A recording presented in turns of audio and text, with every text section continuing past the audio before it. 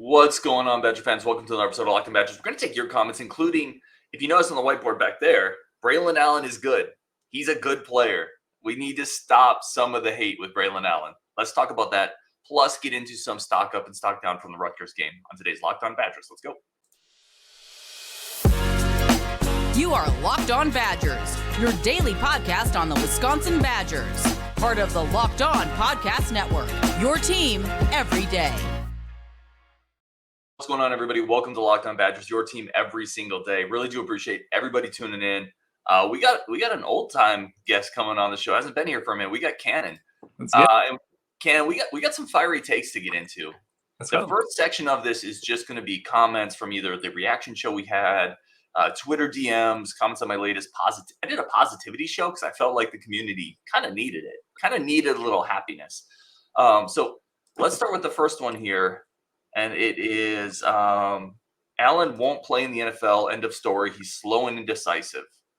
Acker looked like a significant step up. That's from Eat, Drink, Listen. Good friend of the show, Scott. I love the way Scott will throw his take out there, and he'll fight for it. I love that part of it. Scott, on this one, I disagree. Like, Allen's an NFL guy. The thing is, I talked about this a little on the Positivity Show, but I think we're victims of building up the hype machine a little much, expecting he had 100 yards in this game, averaged 4.8 yards per carry. That's a good game by any normal standard. So if he's not an elite back, that's fine. He's still a B plus type back. He's going to play in the NFL.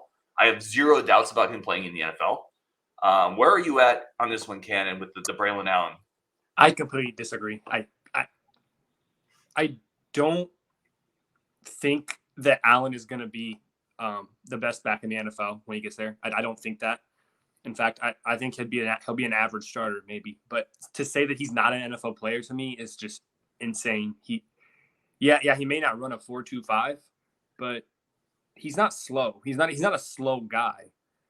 He may take his acceleration might not be the best, and he may take a little bit to get going, but he's not slow by any means. And I agree. Acker looked amazing when he was in, and he did good, but I don't think that he's a significant step up. I don't even think he's a step up from Braelon.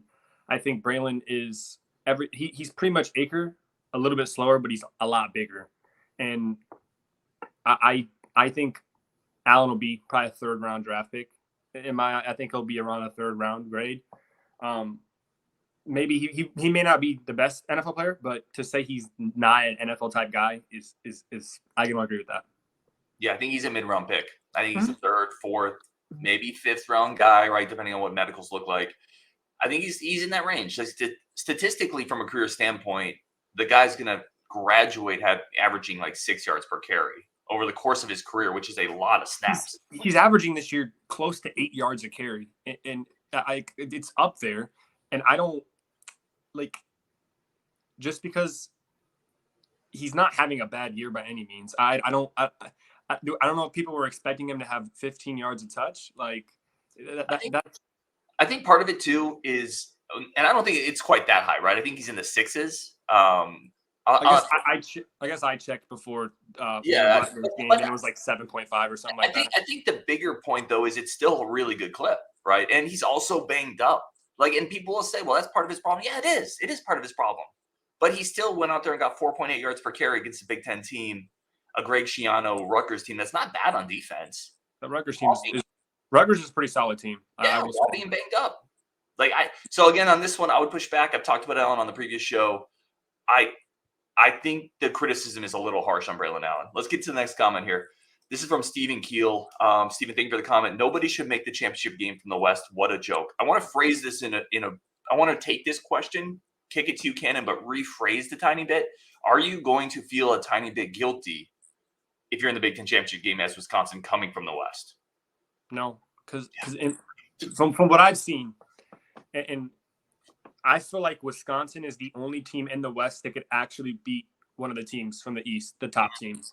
I don't think Iowa has the offense to be able to do that. I mean, no offense to Deacon Hill, but he's not. They just don't have the weapons around him to do anything. Everybody else in the Big Ten West they're just not good. They're just not good teams. So do I think Wisconsin will win the Big Ten championship? Probably not.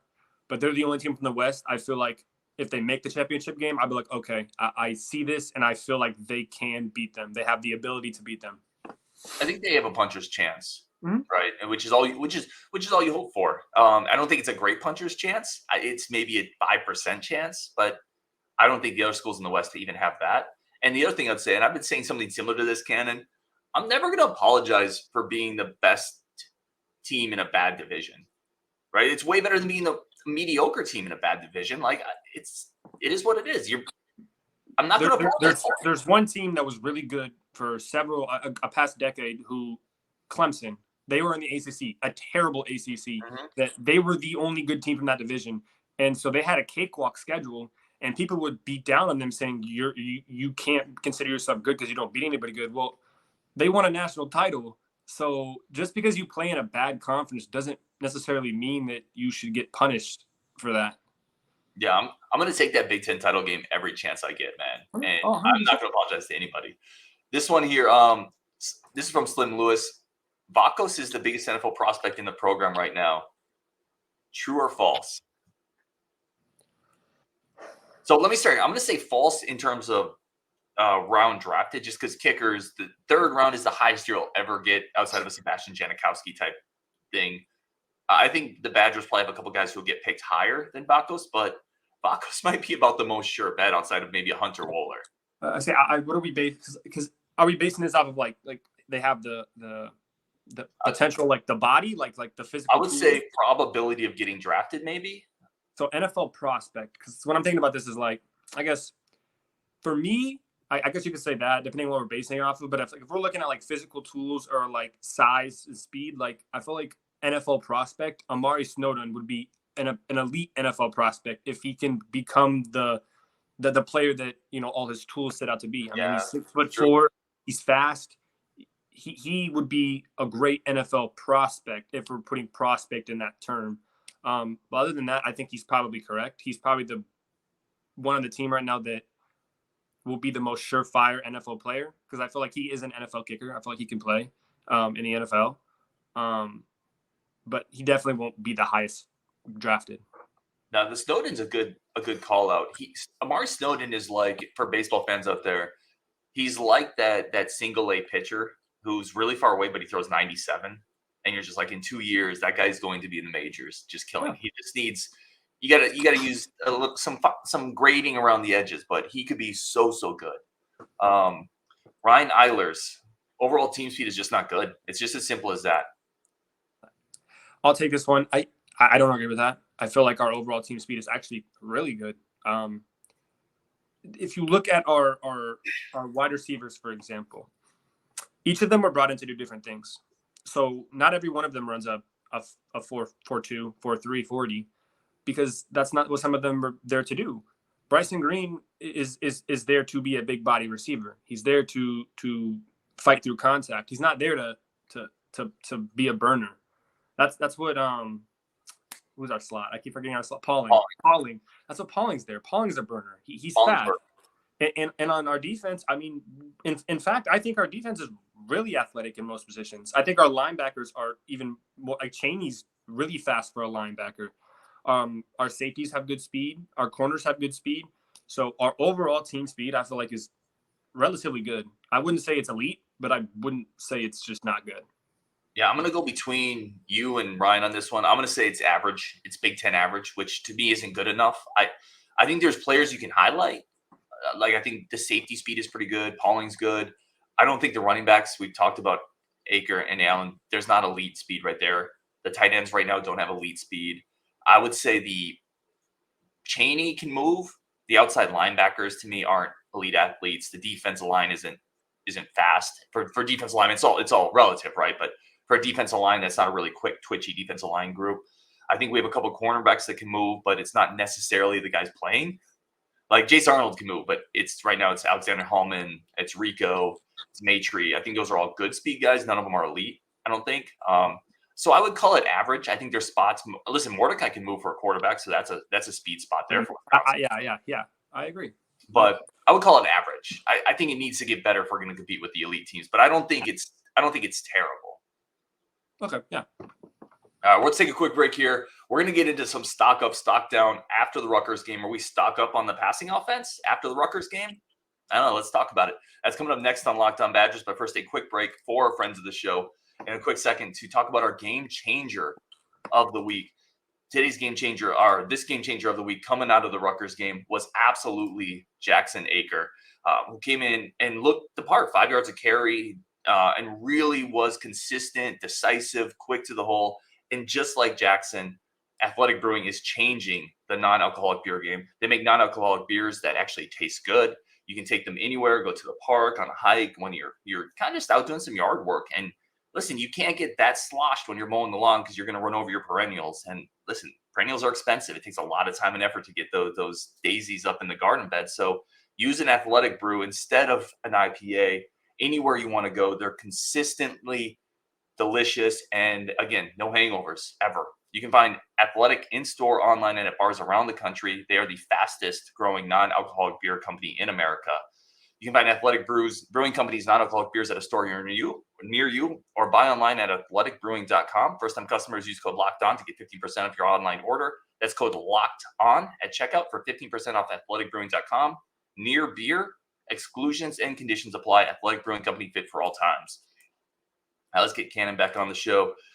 Cannon, let's do a little over-under here, or stock up and stock down, on Badgers coming out of the Rutgers game. So the way I wanted to approach this question was from where you were after the bye week at the start of the Rutgers game to where you are right now. Would you go stock up or stock down on the passing offense? Taking everything into account, so the pass pro, the receivers, Mordecai. I think it's I'm stock up here. It's not a surefire stock up, but relatively speaking, yeah, we didn't throw for 500 yards, but our passing game is looking better. It's looking more crisp in terms of the receivers look like they're getting more on page with Tanner Mordecai and what he's doing. And Mordecai looks way like he's much more comfortable in the pocket, and he's moving around better and being able to escape and create without, sitting in the pocket and taking a sack. So I am stock up because I feel like we can get better, and I know we will get better. But from what I was after the bye week to now, I definitely feel a lot better about it. Oh, it's interesting, and I like the different perspective. I think you're right with the thought process of Mordecai. He's looking more and more comfortable in the pocket, but I still went stock down.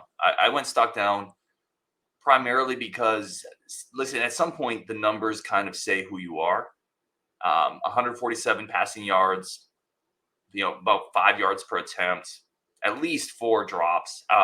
Some of the drops are contested catches, and it gets into a bit of a gray area, right? Cornerbacks also get scholarships to make plays. But I just feel like I expected more coming out of the bye week from the receiver group. I thought this could have been a bigger Tanner Mordecai game. And if we're looking at the entirety of the passing offense, pass pro, snapping the ball, I think all that plays a factor as well. I'm going to go stock down on the passing game coming out of the Rutgers game. Go ahead. Yeah. Another thing I want to add is that's one thing you kind of just hit on it.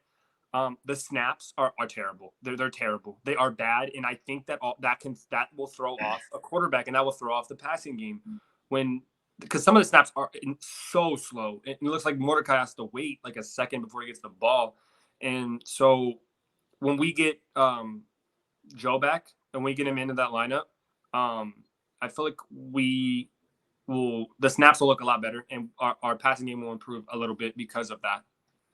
Yeah, I'm kind of at the point where I don't expect him back. That sounds crazy, but we're now 6 weeks in, five games with the bye week. When is he going to get back? Right, because he hasn't played in a long time. He missed spring practice. I think he's good. I think he's getting a couple more games to get under his feet, but I think he'll start at Ohio State. I think they'll start him at Ohio State and move Bortolini over to guard where he's better, because I feel there's no way that all AAC center is worse than Bortolini is right now. I have a very hard time believing that, because some of the snaps that are coming in are just borderline terrible. It's just not good. They're almost uncatchable. Like it's ridiculous. And I agree with you. There's no way he's worse at center if he's healthy, right? And if he's that's the caveat. And do you really want the guy's first game action to be at Ohio State at night, or at home against Ohio State at night, or against Iowa? It gets harder and harder to work a guy in that hasn't played a lot. Because remember, he missed a lot of spring practice. He missed most of fall practice. He missed last year. Like, at some point, man, that's a lot of rust to knock off. I'm just saying. I'm hopeful, and if he can come out there and ball out, it's incredible because then you move Bordeaux to guard and everything's better. There just gets to be a point where you wonder, it just may not happen this year. This also, I feel like this could hurt Bordeaux too, because he can play center. I'm not saying that he can't play center, because he can, but that's not his best position. And I don't want to put this into perspective, but obviously these kids are playing to try to play it at the next level. They're trying to play at an NFL, and someone like Bordeaux, who's playing center right now, but he wouldn't play center in the NFL. He would play guard, but he's not able to showcase his guard skills because he's playing center because the team needs him to play that. And that could hurt his draft stock and end up hurting him down the road, which, I mean, life's not fair, and I get that and I understand it, but I feel like he should be able to get a chance to play guard. And I feel like, because he's a better player at guard. Yeah, I agree 100%. I think it's a really good point. I don't think it's doing Bordelini any favors. Let's get into the next one. Rushing game, stock up, stock down. For me, it's stock up, just because of what we saw from Jackson. Braelon had, I think, a workman-like game. It wasn't a great Braelon game, but you can tell he's banged up. He's not 100%. But with what Jackson gave you, came in, looked the part. Mordecai had 50 on the ground. To me, it's definitely stock up from where we were before the game. I'm also stock up, and this is also going to slot in with the stock up and passing game. Another reason why I feel like the passing game is a stock up is because we're extremely balanced. It's not like we're going out there and passing the ball 80% of the time, because we're not. We're about 50-50 right now. So us running the ball more effectively, it will basically is affecting the passing game, because if we can go out and run the ball effectively all game, there's not really a need to pass the ball very much. If our run game was bad and we weren't able to run the ball, then I think it would the stats on our passing game would be a lot higher, because we'd be throwing the ball a lot more. But overall, our run game is good. Braelon, obviously, and Jackson Acker looked amazing.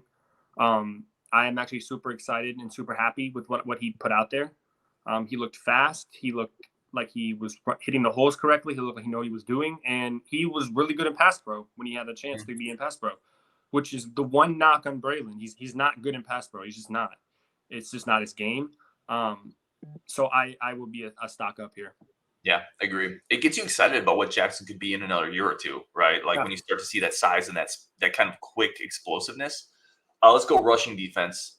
I think this is probably obvious for both of us. I don't know, maybe not. I don't want to speak for you, but I'm stock way up. Held Rutgers to 2.9 yards per carry, tackled better. I think that's way up. That's maybe the best part of this game. Yeah, I'm way stock up. Rutgers running back is really good. He's a really good running back. Mm-hmm. And we shut him down. We shut him down completely.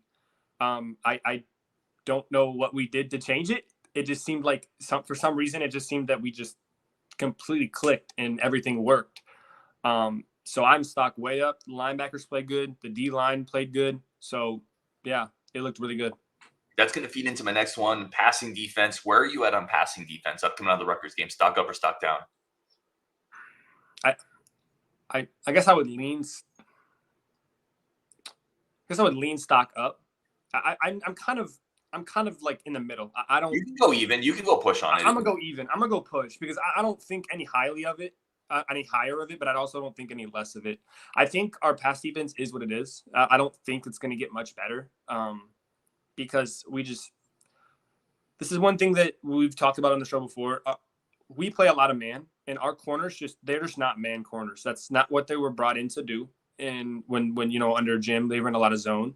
They're zone corners. Like, they're good corners to just that they're not man-to-man corners. That's not really their forte. So us playing a lot of man, that doesn't necessarily help our corners in the pass game, because that's not putting them in the best position to succeed. Yeah, listen, I'm going to push too. I'm right there with you. Like on one side, you have Rico Holman, who looks like a star, but then Alexander Smith is struggling on the other side. He's just he's not good. am one to do this. I've never been that big on Alexander Smith. It's know true. this. We've talked about it. I've never saw the hype. I don't know why people were so up on him, but he's honestly he's not been good this season. He's been borderline terrible. Like he just, it seems like anytime they throw the ball his way, the dude's wide open. It just is nowhere near him. Like for me, I feel like we need to, I've noticed that Nazir has been playing a lot more and he's doing pretty good, adjusting to the D1 level of football. But I feel like they need to start taking some of the Smith reps away from him, because he's just, he's honestly, he's just not been good. He's just, I don't think he should be out there right now. He doesn't look good. Yeah, I think it starts to become a problem of the real reinforcements are a year away. Like, I think Forkham's been fine. But the real reinforcements are probably either in the portal or they're coming in next year with Agard and that group. Lucas. I think the brightest spot of our pass, it would be either our safeties or I think Matt Tyre has played amazing. I think Matt Tyre in the slot is probably the biggest stock up. I don't ever really see him get picked on.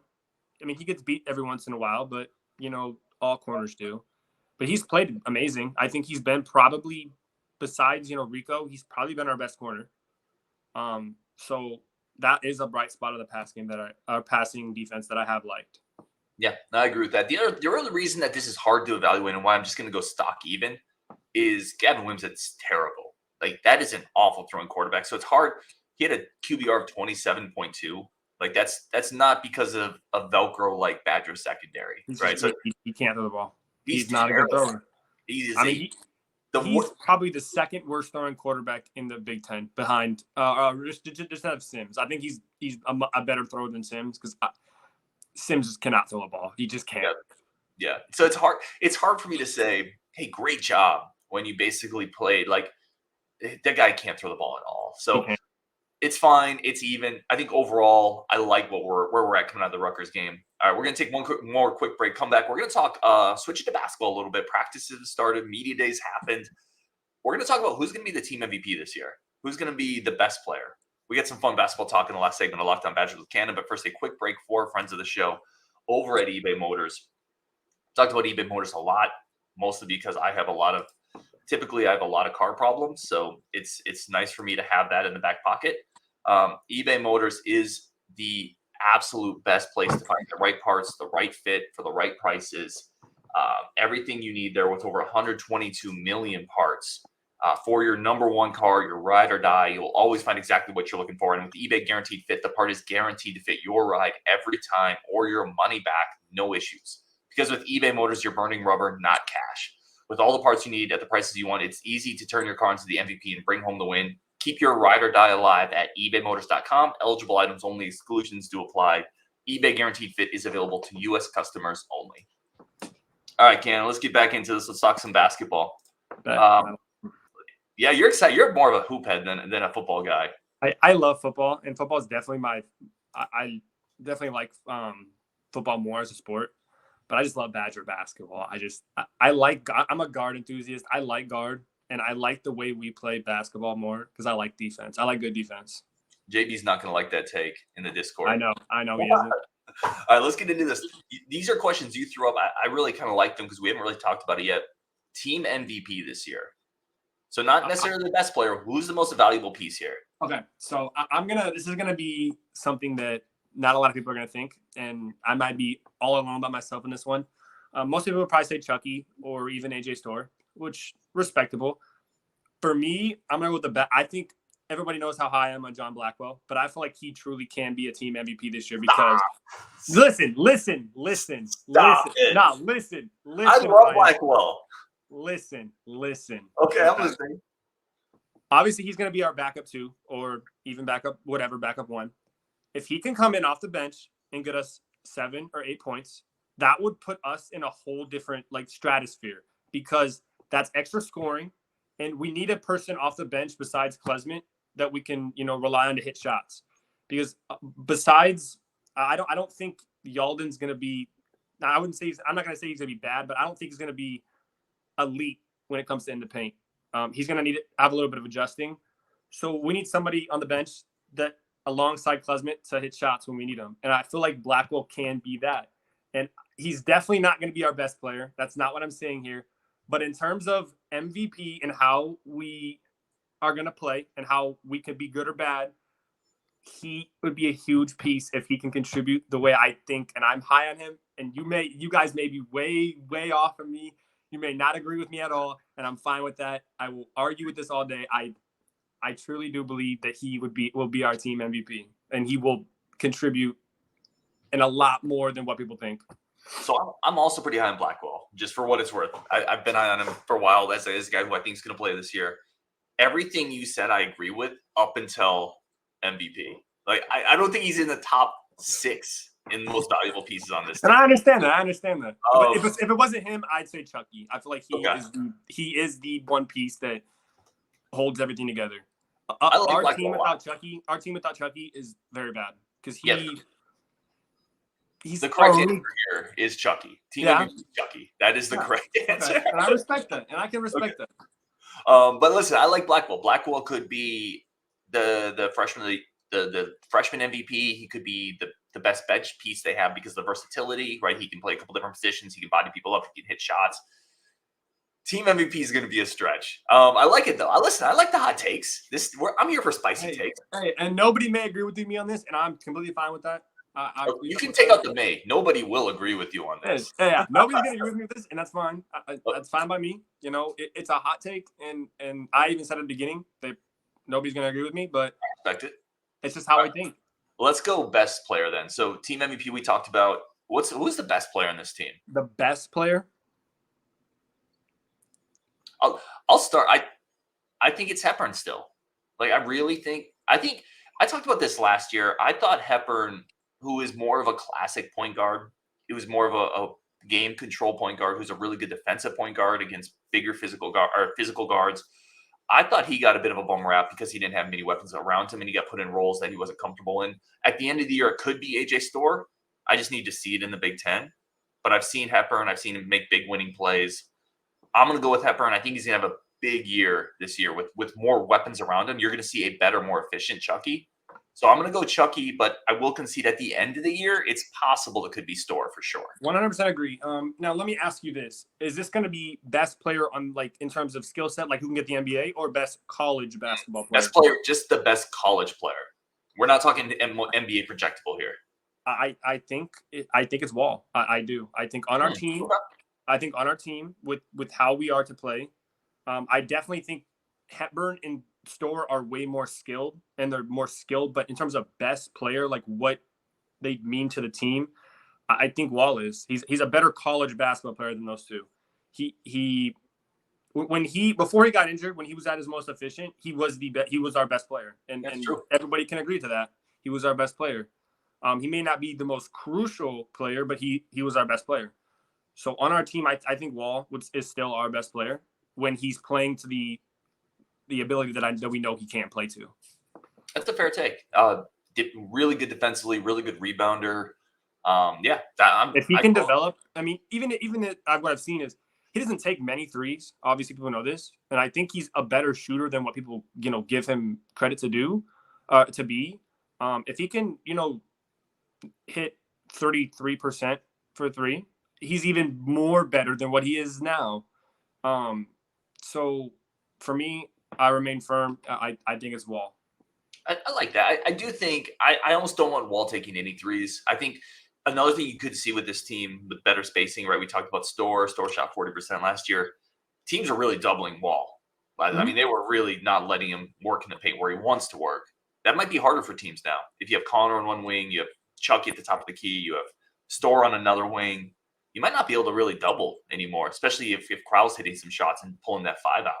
I will say this, and what I'm going to say real quick is I think Wall is probably our best player. But for lineup-wise and what our best lineup will be this year, I think if we have Crowell and then 4 small guys, so let's say we could have, I don't know, I guess we could get away with Storr playing the 4 for a while. I think we could because he's athletic enough to do that.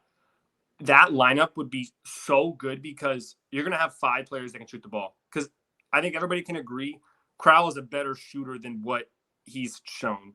He's not a 20% three-point shooter. This is not him. He's probably a 32, 31, 33 range, and I feel like he'll get there. But when you have Storr, Connor, who else could we have in there? Klesmit, and Chucky will bang shots. Chucky. Those four, they're sitting at the 3-point line, and you let Crowell work in the paint. Nobody's gonna want to crash down, because no matter who you crash, you're gonna crash down on a 38-40% 3-point shooter, and we could kill you that way. So that would be, in my opinion, one of our more effective lineups, is if we kind of go a little small ball. And I still think that'd be fine, because I think Klesmit and Chucky are good defensively. Connor may be a little. I've heard he's gotten better though, and I feel like we could get away with Storr playing the 4 for a while, because he's athletic enough to get up and block shots, and you don't see very many 7-foot power forwards in college basketball. They're going to be around the 6'8", 6'9" range, and so, in my opinion, that'd be a great lineup for us to run. Yeah, I'll be curious if guard would do that. I don't know. I don't think guard will do it. I don't think he will much. He's kind of stubborn. He is very stubborn, and that's all good. And this is another thing I want to say is, I don't want to see Gilmore play 15 minutes again. I just don't. I agree with the take you had earlier, and you said he's a good player if he's playing 4 minutes or 3 minutes, because he goes out there and he plays his butt off every time. He hustles and he does that, and I'm perfectly fine with that. That's good. We need that. That's what we need. But he is an absolute liability on offense. Yeah, he just is. And I've watched some clips, and it's like sometimes they just leave him. They don't even look at him.